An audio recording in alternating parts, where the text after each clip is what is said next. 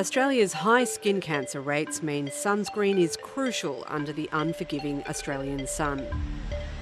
Consumer Group Choice tested 20 popular sunscreens labelled as SPF 50 and says 16 didn't meet the protection promised on the label.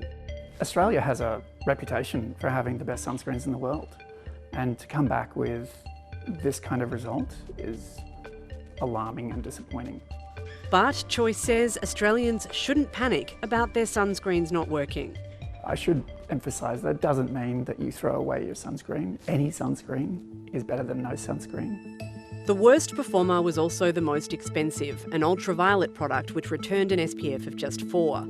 The company disputes that and says its own testing shows an SPF of above 60.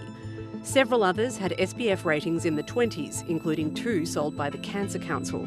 Products by Bondi Sands and Banana Boat had an SPF of around 30, while Nivea and Coles creams were among those in the 40s. Only 4 sunscreens came in over 50.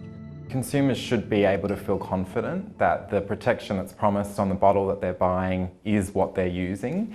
And I think when you're seeing 16 instances of that not being the case from our testing, it definitely raises questions.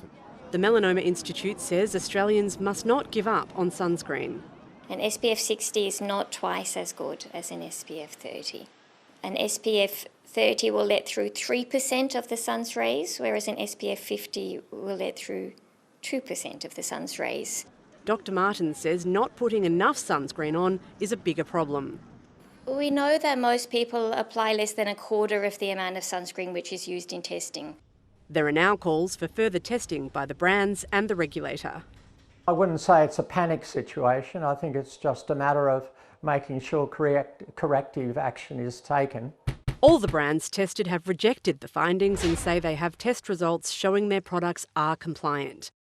Choice now wants the Therapeutic Goods Administration, which regulates sunscreens, to do its own testing.